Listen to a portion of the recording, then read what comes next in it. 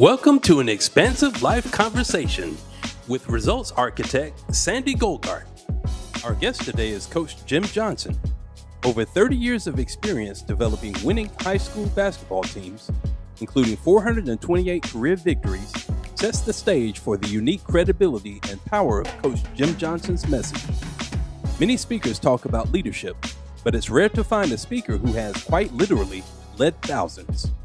Your journey to realignment from fear to freedom starts now. Live an expansive life. Wow, thank you for that intro. Welcome, everybody, to an expansive life conversation. I am your host, SANDE GOLGART, and I am thrilled today, really excited for this conversation. We're fortunate enough to have Coach Jim Johnson on the show with us. Jim, welcome to an expansive life conversation. It's always great to see you, and I'm looking forward to our conversation.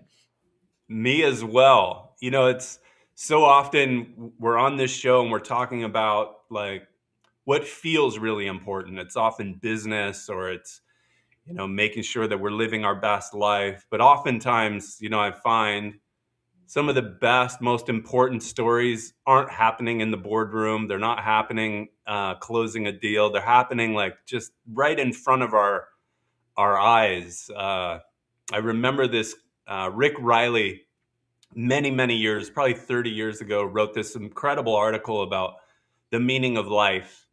And he said, so often, we're looking for it out there when it just passed by, wearing a bicycle helmet a few sizes too big, trying to wobble down the street on its bike. And your story, the JMac story, kind of reminds me of that. Level of, life is about so much more than the zeros in your bank account and the things that we may chase, in life. This story warms everybody's heart. I would invite everybody that is tuning in, before we roll this video, grab a box of Kleenex, take a couple of deep breaths, and really settle in and watch this unbelievable miracle as told by the ESPN crew several years ago. But Jason, you want to tee up that video for everybody?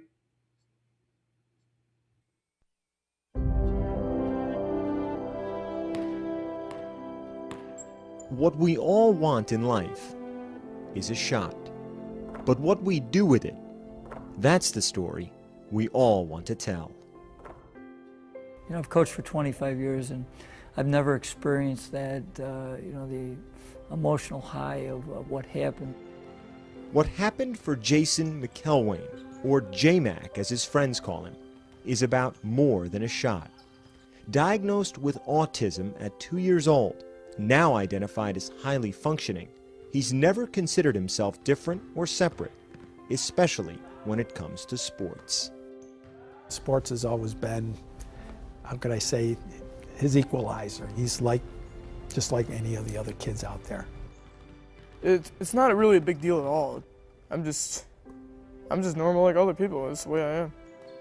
At 5'6", JMac didn't make the junior varsity basketball team at his high school, Greece Athena, near Rochester, New York. Instead, he became team manager, a role he now has for the varsity as a senior. In the last 3 years, in his white shirt and black tie, he's missed only one game. Go to practice, I set up the clock and get the water in games and be enthusiastic. As this season was wrapping up, Coach Johnson approached Jason with an idea about the Trojans' final home game of the season. I said, I'm really going to look to try to get you in the game, but remember, I can't promise you that. And he goes, okay, Coach. February 15th, Greece Athena against Spencerport, senior night. With word out that Jason might play, the student section printed signs of JMac's face, just in case. And with 4:19 left in the game, with the Trojans up by 20, Coach called down to the end of the bench for number 52. I just kind of turned and pointed at him, and he almost ran right on the court. He was so excited. Hey, Jay, you got to check in. So he hits the buzzer, and he doesn't go anywhere. It's like, now you go on the court. He was so caught up in the moment. he came into the game, they all stood up and they put the signs, the pictures of him up, and I got really emotional. And I sat down and started to cry. With 3:46 left, Jason got the ball. When he missed that first three, I was like, oh, and then it airball, and I was like, man, I really just want to see him score one time. I put my head in my hands like, dear God, please, let's just get him a basket. Then, with 3:12 left, another chance. That third trip down the court, magic.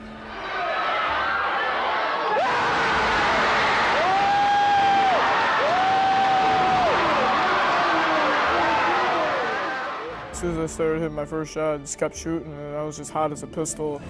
Shot after shot after shot kept going in. The basket was like this big, huge bucket, and I was shooting them like they were free throws. It was just a big, huge bucket that's like huge. And I was like, oh my God, is this really happening? He has more points than me, so he's got bragging rights over me. He was unstoppable for that moment in time. He was unstoppable. He comes down the court right at the end with like 3 seconds left, and he hits this one that's, probably like an NBA three. As soon as the gun ended, they stormed the court, I couldn't, I just couldn't dream anything like that up. It felt like we won a championship. Everyone was just so happy for me. In that 4 minutes, 19 seconds, Jason was 7 for 13, 6 of 10 from three-point range, 20 points in all. In his first and only varsity basketball game, JMac was the high scorer. Truly the most incredible moment I've ever had in coaching. I was so touched, and it was just so special to me that a young man, his dream came true, and that I could help that. It was awesome. What we all want in life is a shot.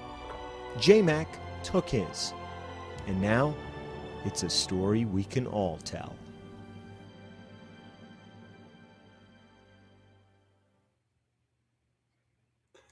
Wow, what an amazing story. I've watched that video several times, not nearly as many times as you have, but it still brings up such great emotions, memories. I can remember all the way back to when that story first came out, and it's still just as touching. And I still find myself, as I'm watching, at least I'm expecting this kid to get in the game, and the whole story is about him scoring one bucket. But the fact that I think it gets lost on me over time that he came in and with almost 3 minutes to go, didn't have any points, and he scores and finishes the game with 20 points. Not only did he get in, he's the leading scorer. What an amazing opportunity and life moment for JMac. But Coach, I can only imagine as a coach and a mentor what that moment meant to you watching somebody thrive when they're given an opportunity. Can you share some of the emotions that comes up for you now after watching that for your umpteenth, thousandth time? And then what it's meant to you over the years and your relationship with JMac and what it has just ultimately meant for you in your post-coaching career. Yeah, it's got me choked up again, Sandy. I got to admit, I've seen that numerous times, and I do a lot of speaking where I show it. So, but there were so many lessons that came out of that. The best thing for me is that it made me realize that the importance as a leader on how you can help others.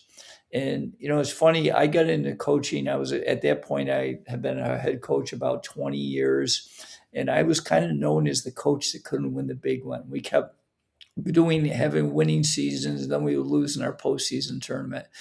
But that changed after that night. It changed the perspective of what I really believe. I became such a better leader because, my mindset was that, how can I help these kids have their dreams come true, whether it's winning as a team, but, doing some things individually.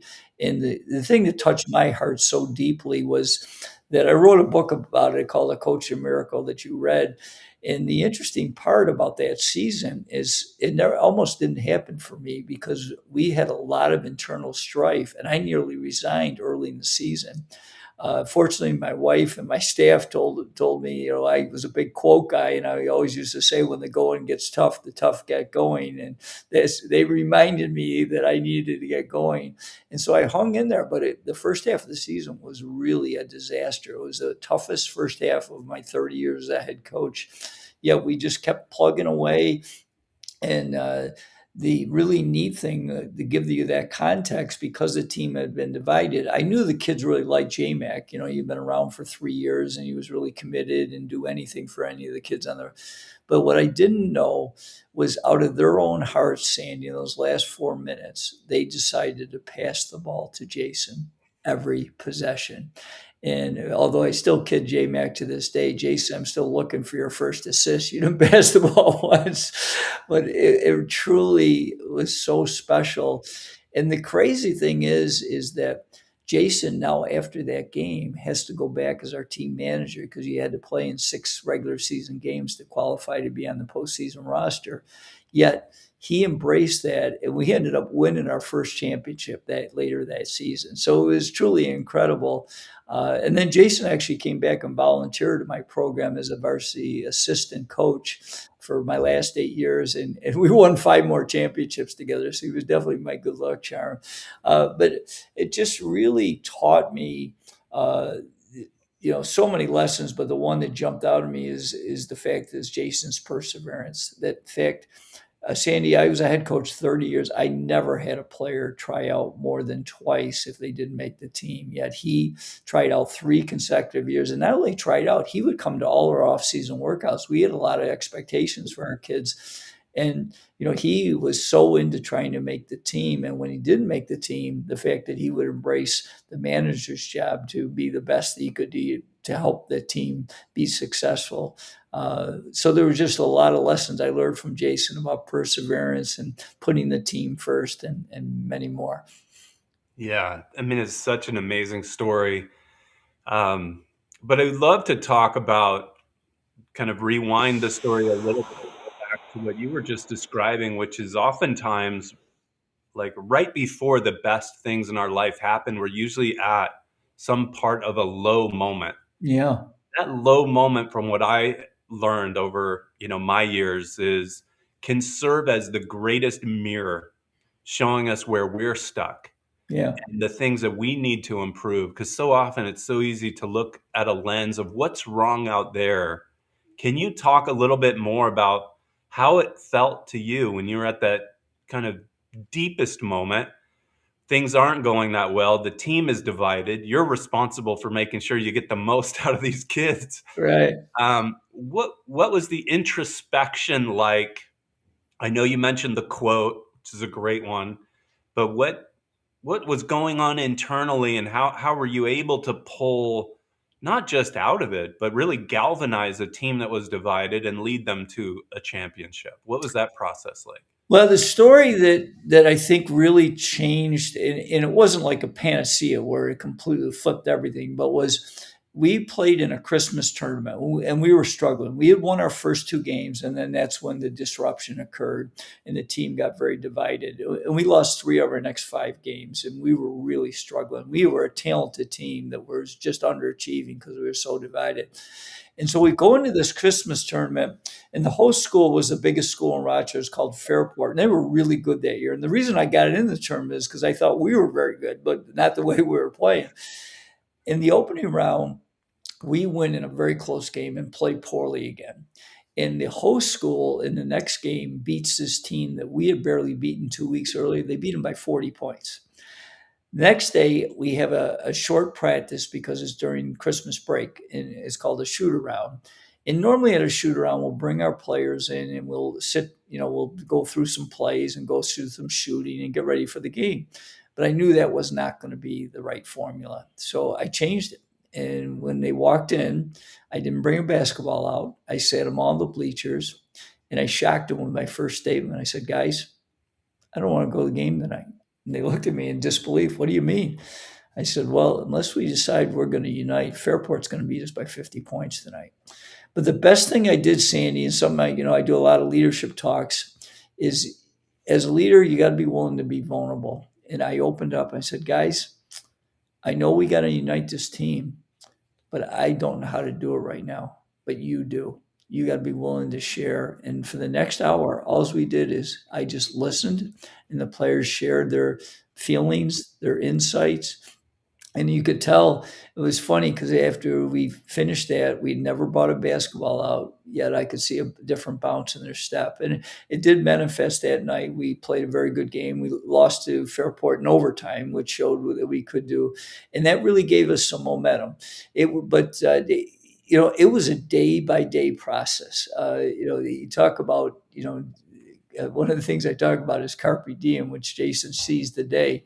But the fact is that every day I was going through, all right, how can I improve this team to get them feeling, and I always met with kids one-on-one, but I was doing a lot more one-on-one meetings, and just really checking in. And Jason was kind of the stabilizer because he didn't really understand how divided we were, but his enthusiasm every day, and he had this mantra, Sandy, it was called stay focused. And he would talk at the end of every practice when we get the players together, he'd say, and guys, remember, stay focused.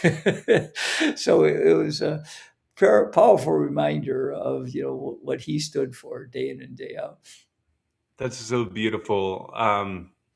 So many different things come up for me, but one big thing that I heard you describe was helping people really get in touch with and allow a safe enough space for people to be vulnerable themselves. Right. Not only did you lead with the vulnerability, but you're actually encouraging people to share, like, what are you feeling in this moment? Right. We're capable of so much more.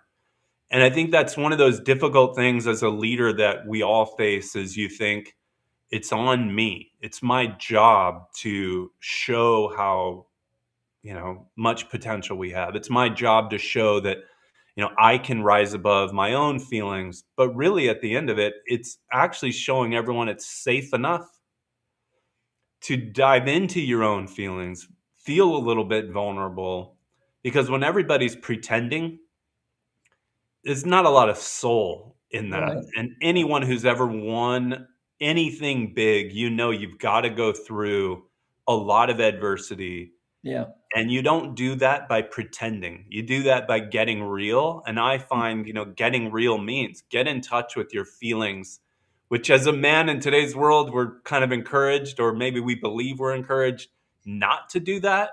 Right. But I love the idea that your way through it was to really get present with what's here. There's potential. We're not meeting it. Let's throw the basketball off to the side and let's really get in touch with, what we're feeling. What is the resistance to why we're not working together? Right. When you look back on that moment, can you see dynamics that maybe you didn't understand at the time, whether they related to personal individual egos on the team, stress, maybe things going on at home? Like, I'm curious what came up that maybe in looking back felt like really allowed people to come together and move away from this idea of separateness to realizing, like, hey, as a team, we're all one. We're only going to do as well as we can as a collective. But what, if anything, can you share that really came up that you saw just might help trigger the full potential of the group that you were leading? It's a very challenging question because it was a challenging time. And the fact, the things I learned, one was that I had to really open up and show that I was willing to share that I didn't have all the answers. And one of the things that I teach leaders now that I learned a lot from that year was the fact that I believe the best leaders are looking for the best answers for the team, but it doesn't have to be your answer. And that's a hard thing because as a leader, you have an ego. And it's like you said, I should know the way. And sometimes you don't know the way and you got to be willing. And that's where I believe, with all the years that I coach basketball, because we exploded after that. We ended up winning 6 championships in my last 11 years and made the finals 8 times. And the thing that I saw that I did better is I did a better job of empowering my players and really teaching them to be the leaders. And I changed, like I had a captain's meeting every week, and it used to come in with just all my agenda. And then I changed it. In fact, I kid leaders, I think you should be the CQA. What is that? The chief question asker. So instead of coming in with my agenda, I would come in and just ask them questions like, how's the chemistry in the team? Is there anybody right now that needs extra attention that we can help this week? What is your recommendations? What should we focus on and making us better this week? And just really getting them to take ownership of the team and then spread that through the team. Is something that I think I learned so much from that experience that helped really manifest in a positive way going forward, that the best teams are team led and not necessarily, you as the coach, you're the leader. But when you can develop and create leaders on your team, then you got something really special, because the bottom line is great teams hold each other accountable. And when you don't hold each other accountable because you don't understand the mission, you don't understand the goals, and really clarity. Like one of the things I always talk to leaders about is clarity of communication is kindness. Now, what does that mean? That means that you got to be clear, because sometimes it's praise and sometimes it's correction, and you need to do both as a leader. And the other thing that I learned immensely was that that as a leader, you can't avoid the elephant in the room. And that was something the first few weeks after I was really struggling, I didn't want to deal with that elephant. And then it really came to that, meeting, that practice after that first game in the Christmas sermon. It's like, I got to address this elephant because it ain't going away. No. Pretty tough to hide an elephant. Yeah. Yeah, that's great. I think that's the thing for all of us in life. Usually it's the one thing we're avoiding, the conversation, the action we need to take, and we're just avoiding it. And if we would just take it, we'd realize that we're safe. It's okay. And it was just that one thing that needed to happen. But you brought up something that I think we could dive into for the next half hour. And you didn't say it in these words. You said kindness, but I want people to challenge themselves to relate to the word love. It's a made up construct that we have as humans, but it's something we've all felt. And the more I've studied this concept, I think it's beautiful amongst teams. But I think it can be misunderstood. A lot of people will look at love or look at kindness and they think that it's just the good things, right? Mm-hmm. It's just when I say something nice to pick someone up. Right. But you touched on something that I firmly believe in, and I'll translate it into love is the truth. Yes. The truth is love. When you live in the truth, and that means that it could be something harsh that needs to be said. Yeah. It could be some harsh vulnerability that you need to take for yourself. But that's ultimately what I see as love. What are your thoughts on that? I'm right with you. And it's something, as I evolved as a coach, that love became a more and more important factor. I'm not a Bible expert, but I do know one of the excerpts is that the truth will set you free. And you're so right. In fact, one of the things I talk about, Sandy, and to help leaders, and something I learned is, we always talk about how do you build trust with your team.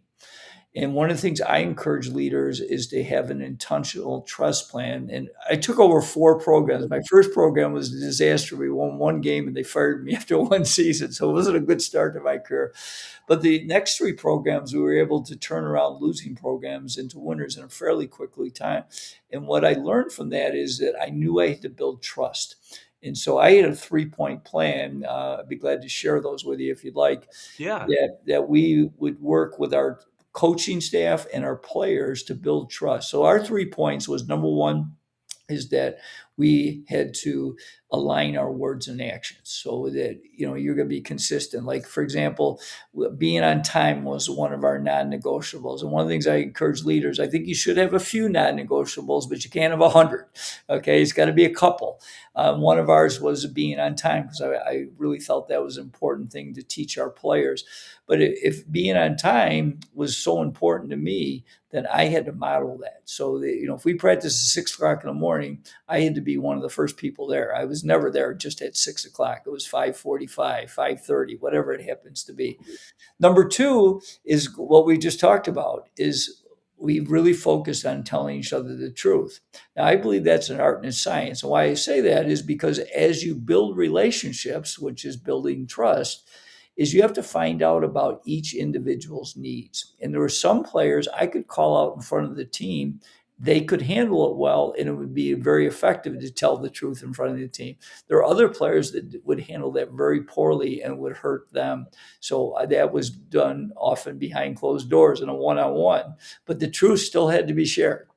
And then the third one is, because we took over programs that hadn't been winning, and had lower self-esteem, is that this was the old Ken Blanchard, catching people doing right.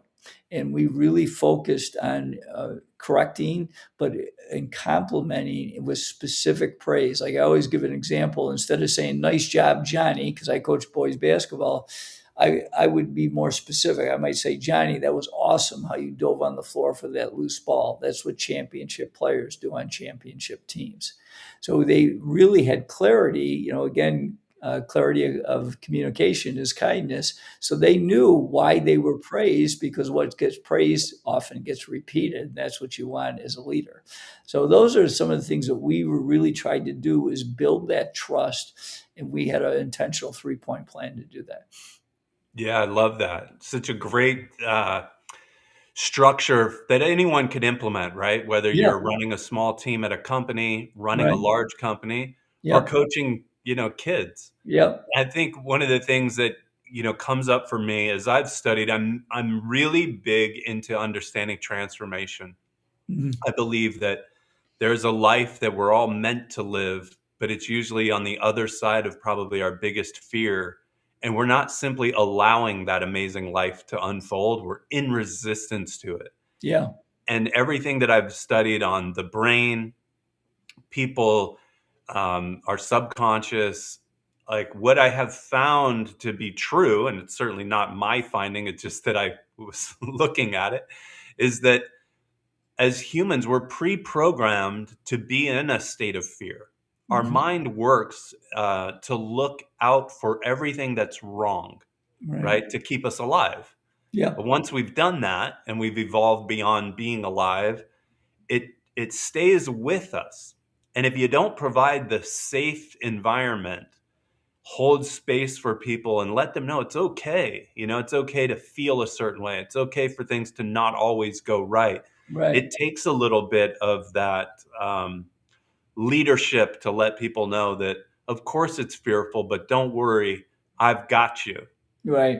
And I can only imagine, looking back now on even my own high school career, a coach's probably biggest obstacle is helping to manage that fear that's inside of all these young boys, young men, and just say, guys, it's okay.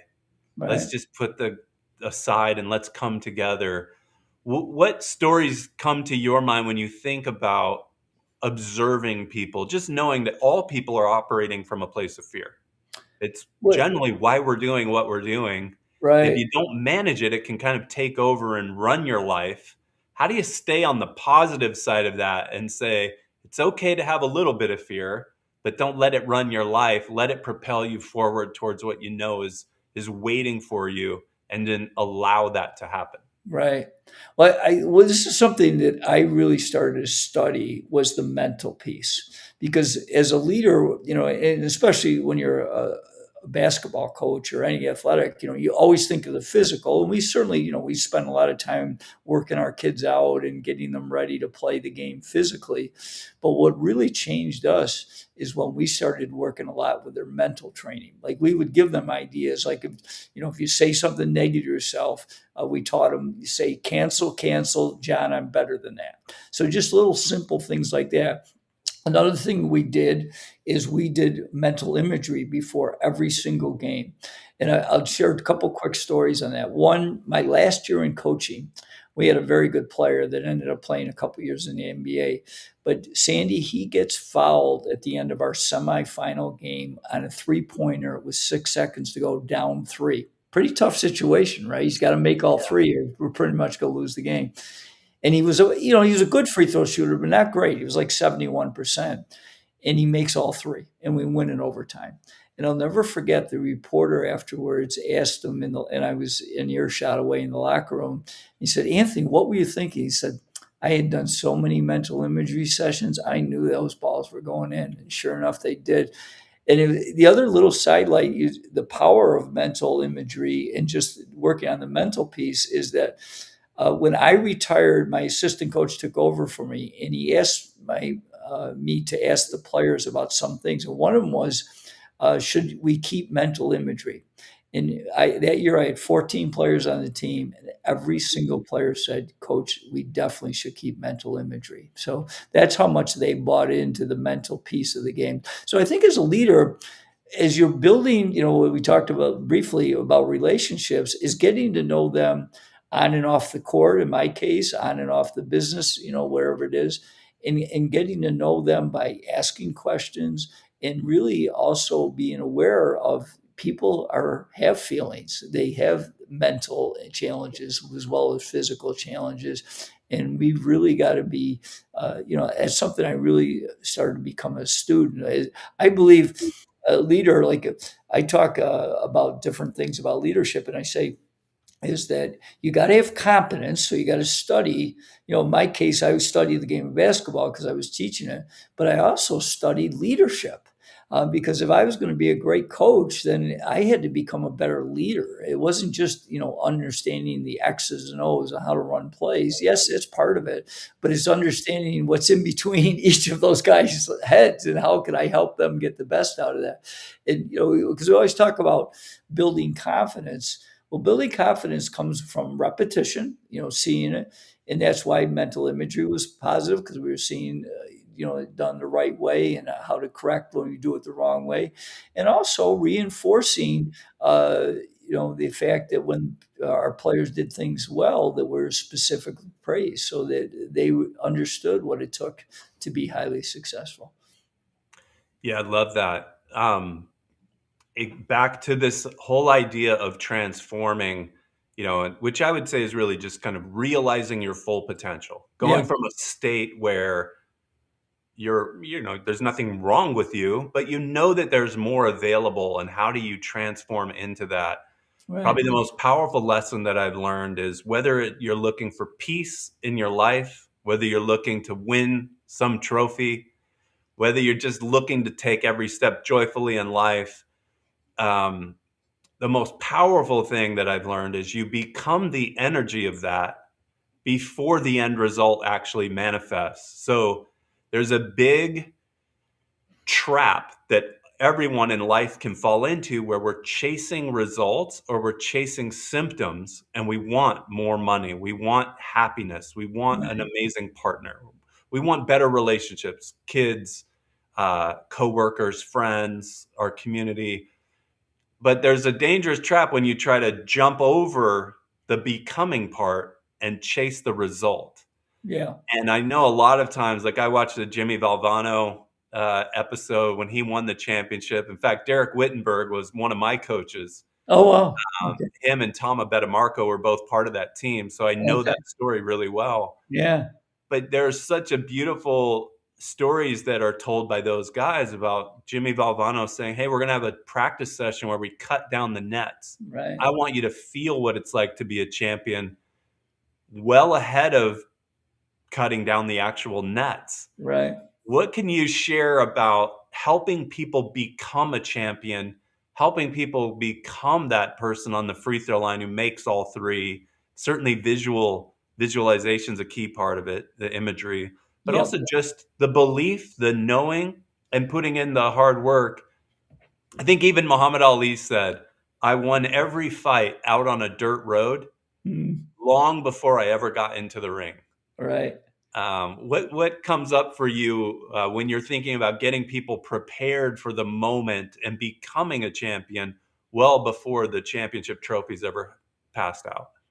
Well, I have a few thoughts on that. So, from the physical, is one of the things we always talked about is sweat equity, and the willingness to work in the unseen hours. Where people don't know, and really talked about. Like I used to kid our players, when you're not practicing, someone somewhere is, and when you meet, you're going to lose.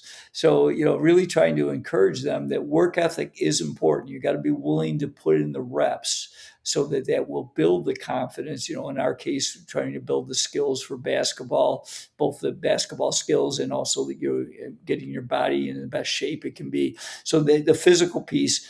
And then the second piece is the mental piece, which we talked some about. And the huge thing I believe as a leader is that you got to help them understand them. I talk to leaders now, and I didn't talk as much with my players, but I would always ask them, do you know what your most important values are? And are you standing up for those values? So, like we had core values for our team. One of them was respect. So as respect, I would go through what does it look like to respect each other and, model that. So as a leader, it's really important that you model those things.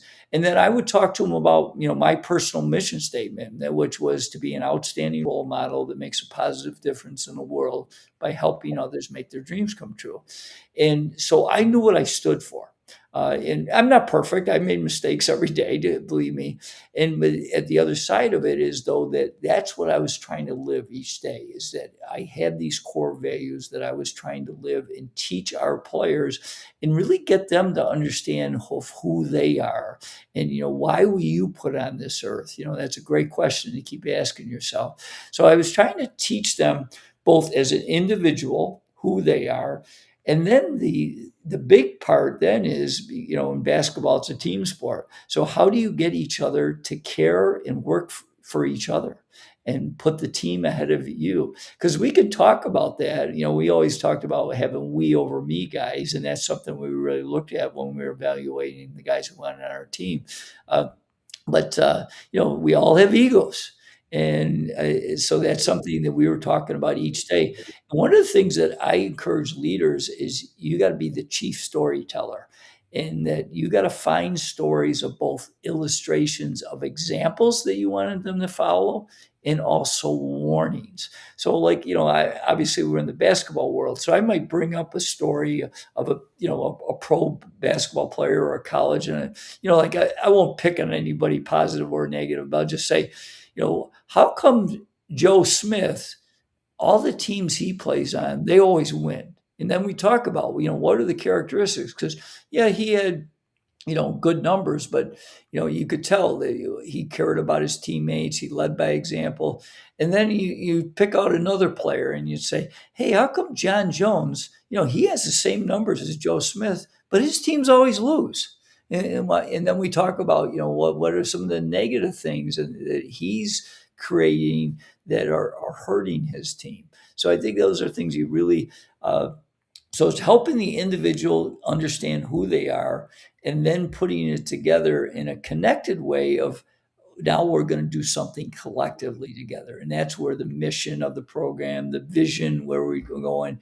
And then it's the daily disciplines after that. You hear that all the time, that famous 1% rule, but how can we get 1% better? That's a question we asked our players all the time, and during practice, and then, it is part measurement. We measured a lot of things so that they knew results. But we also talked to them about the things you can't measure, like loving each other. You brought that up, and it's so important, and caring. Like one of the things we did is a little team activity before we started our postseason tournament, where we called it a team wraparound, and each player would have an opportunity to share why they cared so much, so deeply for the person across from them. So it's all that pieces together of helping them individually and helping them unite as a team.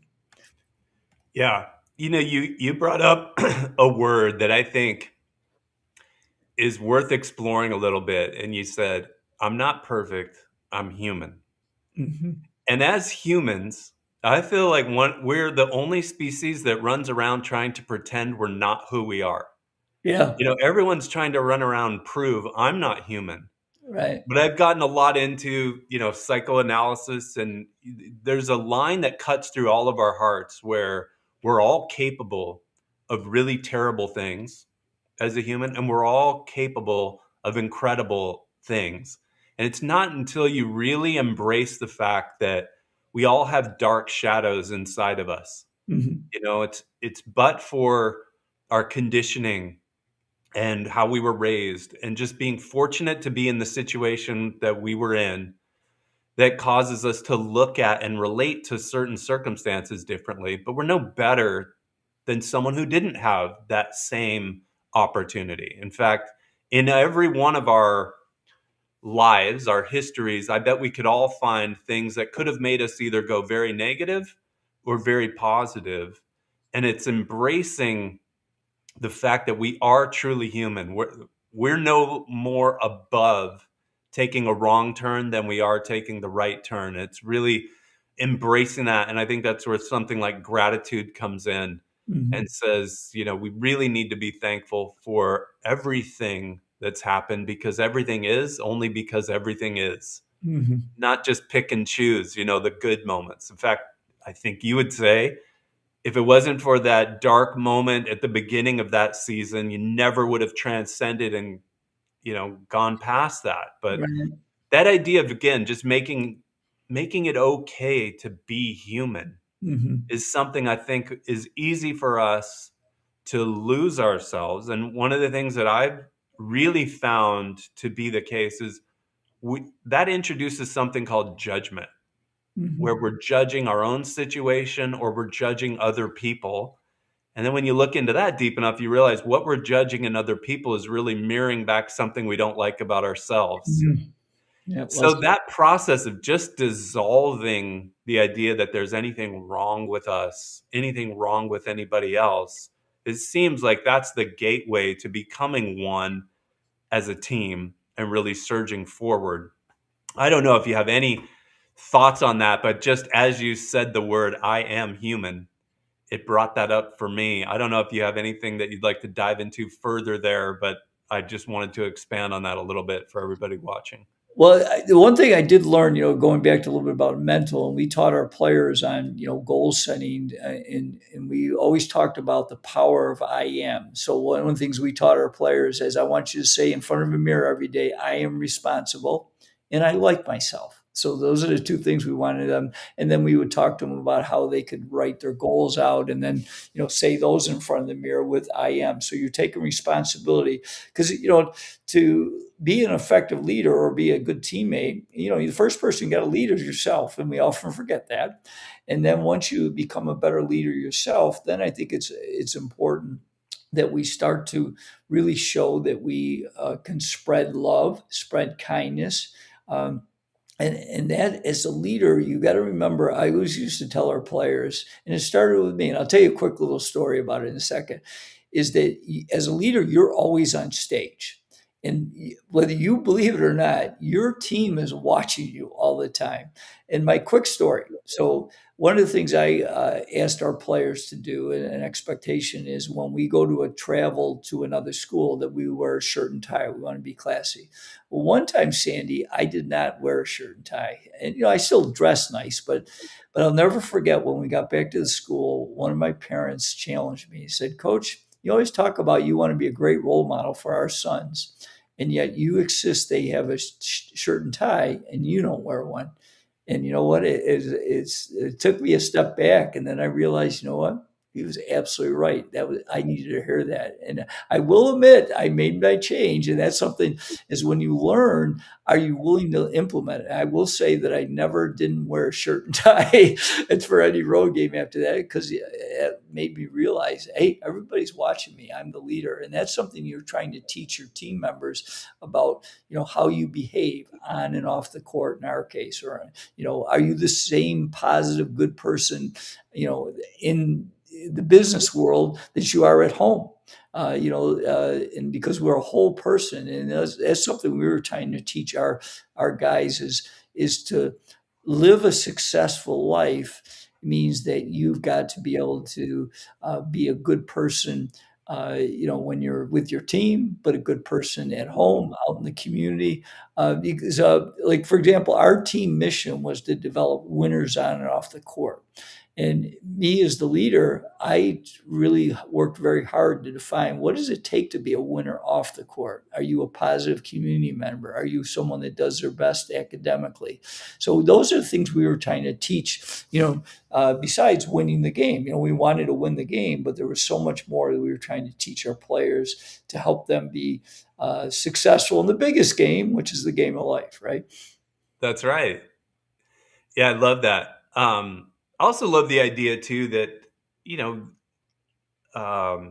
humility is something I think a lot of leaders need to have. Yeah. And I think we're all leaders. It doesn't matter if you have a team, if you don't, like someone is looking up to you, Yeah. and if nothing else, you are the leader of your own life. Yeah. And so these principles, I think, really cascade across everybody who would be tuning in. What can you do to lead a better life for yourself and help others really enjoy the person they get to be when they're around you, Right. so that they can kind of follow that? But I think that humility, one of my mentors, David Meltzer, would tell me, you're either humble or you're about to be. And the moment you think and embrace this separateness that maybe I'm a little better than I think, something's going to humble you. And I think you can always tell a really good leader who is not only willing to hear tough criticism, embrace it and find the truth in it and do something, about it, but also not be so hard on themselves. Again, back to being human, where you're not judging yourself. I think a lot of times we can take the leadership, I need to be the right role model, a little too far, Mhm. and not have that same humility that says, you know what, guys, I did screw up and I'm sorry. I too am human, but I promise, I too will do better. So it's kind of interesting. It's not this game of perfection, Right. doing it perfect, but having the awareness and the sense of presence and the humility to say, I'm not going to always do it, and I appreciate you holding me, to the line the way I would hold you. And that goes back, I think, to love, which we Yeah. talked about. Right. So I'm curious to know from you, there's obviously a lot of on-court success stories that your thousands of kids that you've coached and led. What comes up for you when you think of people who went through your program that you see out in the community just doing things that make you proud, just to be able, honored to watch them be who they are as leaders out in the community, at work, but away from the court? But my proud moments is when I see when our players leave high school that they go on and find something that they're very successful in. Whether it's going to college, some of them did, some of them don't. Like we just had a thing that Jason and I were recognized for our 20-year anniversary of the game. And one of the players that was on the court with Jason actually was a neighbor of mine, and he really struggled. He didn't play his senior year because he got involved with some drugs and alcohol. But it was really cool to see. His name is Mike, and I said, Mike, I see your commercials on TV. He runs a roofing business, and he has like 100 employees. The guy has done amazingly well, and he struggled for a while. But he said, Coach, some of the lessons that you always talked about, I started to really think about, and I've put them into my business, and now the thing has exploded. So it's really cool. And just like Jason's magical night. Well, my last year, I mentioned that Anthony. Anthony ended up being a good college player, but not in my wildest dreams that I'd ever think I'd have a player playing the NBA. And I actually got to see Anthony play for the Houston Rockets. And it was unbelievable to think of, that I actually coached a kid that played in the NBA. It was really, and I think Jason's story really inspired Anthony. He's like, you know what? If Jason could do that, hey, why not me? I can do something special. So, but there's just a lot of when I meet a former player, like one of my former players reached out and said, "Hey, coach, let's meet at the game tonight." And he's doing really well. He's successful in his business now, and so. Really the neat thing, I heard this many years ago. I think it was an old football coach. He said, I won't know how successful I was with my players until 20 years from now and see how they come out as people.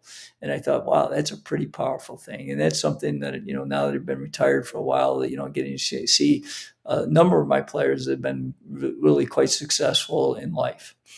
Yeah. Well, and that's really what it's all about, right? Yeah.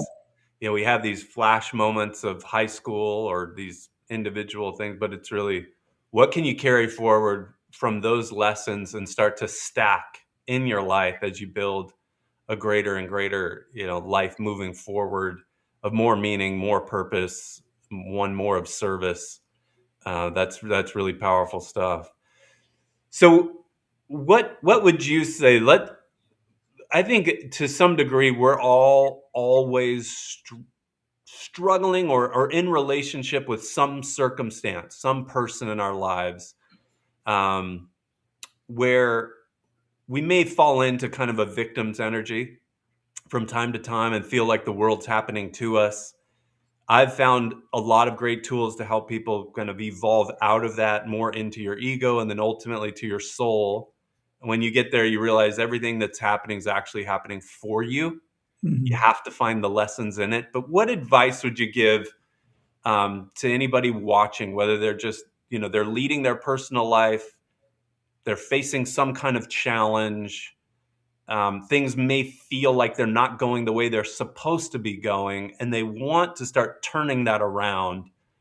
What advice do you have for people in sort of finding their way out of what might feel like their deepest hole is?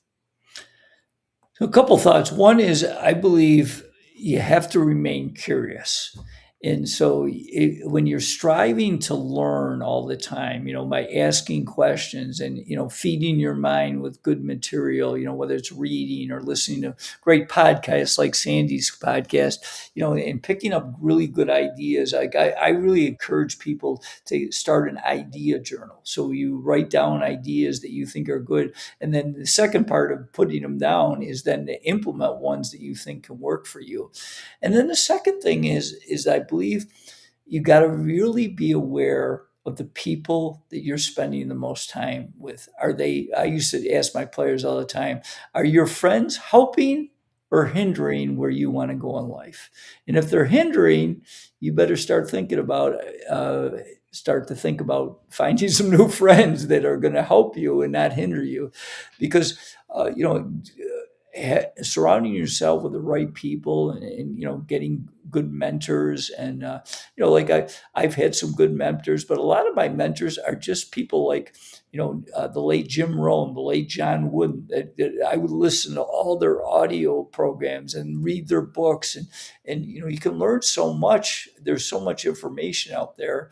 But surrounding yourself with the right people, and it's simple, yet we don't do it. It's like, what? If you want to be great in something, like I wanted to be a great basketball coach. So I studied John Wooden. Why? Because he was probably the greatest coach of all time. So what he's doing, I want to learn what he's doing. And I'm not John Wooden. I can't do what John Wooden, but I can learn from what he did and then implement it to works best for me.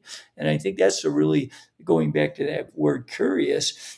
is what are the best doing? I'll give you a quick story. So when I took over the second program I took over, was a small school. And the first coaches meeting we went to, there was one guy, he was winning the league every year. And the rest of the coaches hated him because all he did was win. And you know what? I was like, this guy knows what he's doing. I became good friends with the guy, and I used to, ask him a lot of questions, and he helped me immensely. We used to go to clinics together. So instead of being jealous of this guy, I befriended the guy because he knew what he was doing. I want to learn from the best.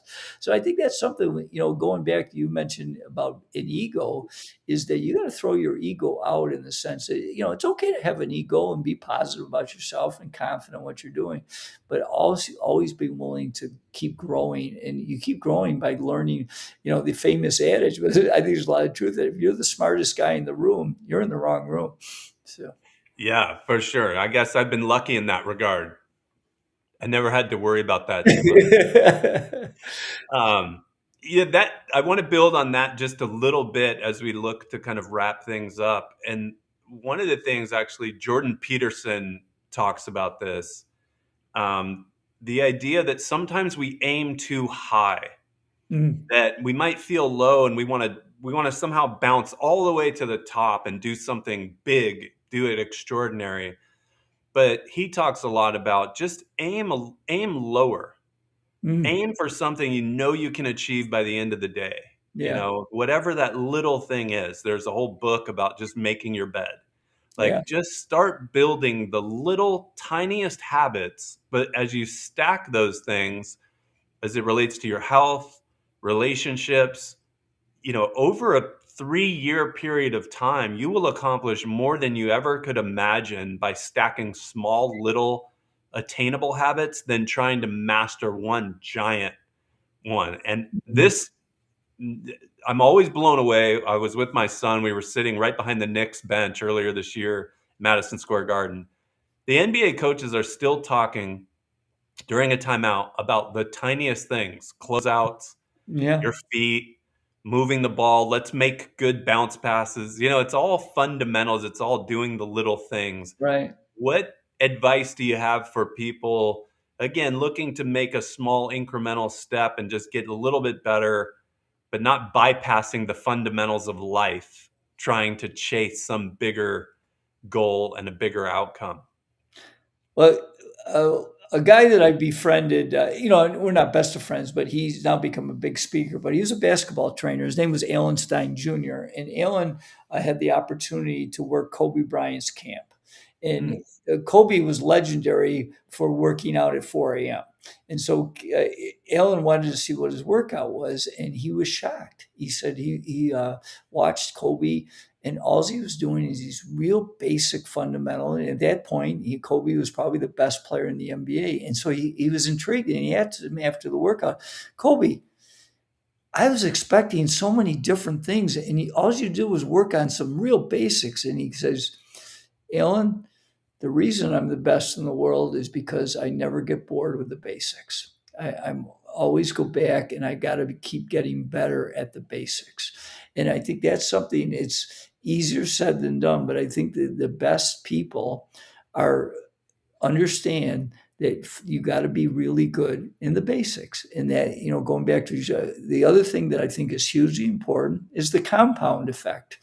And I used to always tell our players, is your habits on a daily basis, are they helping or hindering your progress?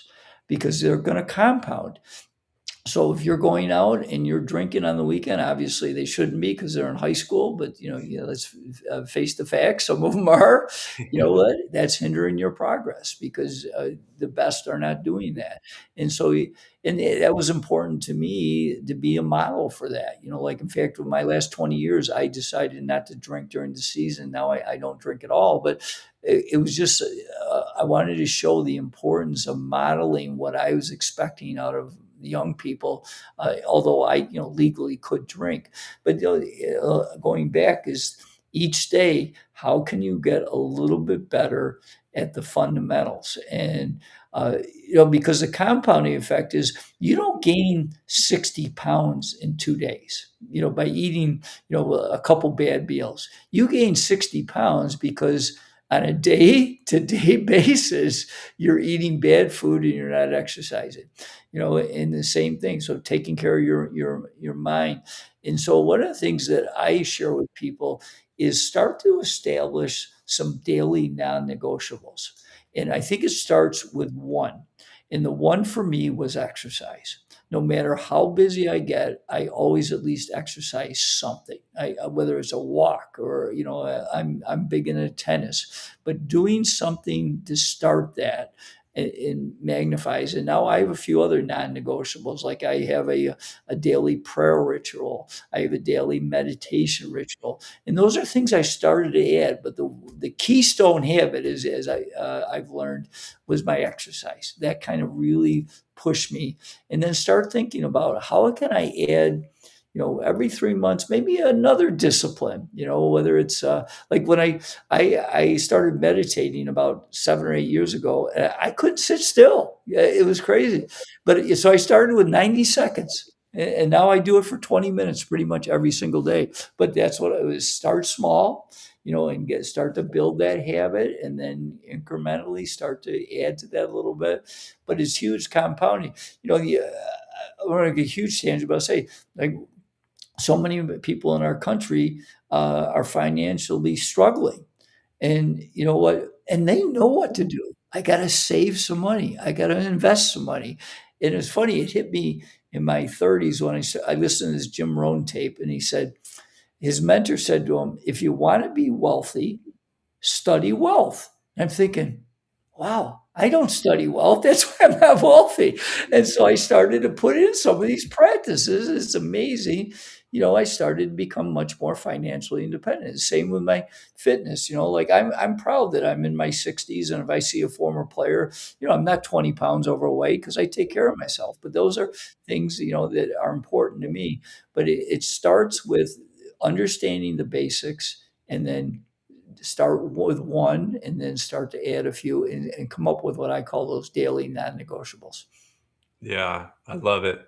I feel like we could now go and dive into everything you just said and have a whole nother hour. We'll have to look to bring you back as we close out the show. It was amazing. Thank you for those insights. I think the idea of, living from a place of love being the truth, not just being nice. Right. And starting with those compounding habits of realizing you're no better than anybody else. We're all in this together. We're all humans. Being a tad bit vulnerable, but still with the professional will to still want to do your best, and start stacking small individual habits, and then allow your amazing life to unfold. Jim, this has been an amazing hour. I really appreciate you not only spending the time with us, but sharing your insights, sharing this beautiful story about yourself and JMac and the other people that you've coached and led. So it's been a privilege to have you on the show. Thank you so much for your time. My pleasure. And I'll just say last thing, Sandy, is that, you know what? Each day, let's go out and spread love and kindness with each other. Let's help the world be a better place, because you can do that with simple acts of kindness every single day. Absolutely. Speaking of acts of kindness, Jason, can you throw up the link for Coach's book, A Coach and a Miracle? You can find it at coachjimjohnson.com. You'll find a link to purchase the book. It proves to be an amazing journey through what was a really transformative year for him, for JMac, and that whole town, really. So, Jim, thank you again for your time. Thanks for joining us, and thank you to everybody for tuning in. Have an amazing week, and just know that your best life exists on the other side of your greatest fear. Thank you so much for tuning in. Thanks for watching an Expansive Life Conversation. Don't forget to like, comment, and subscribe. See you next week.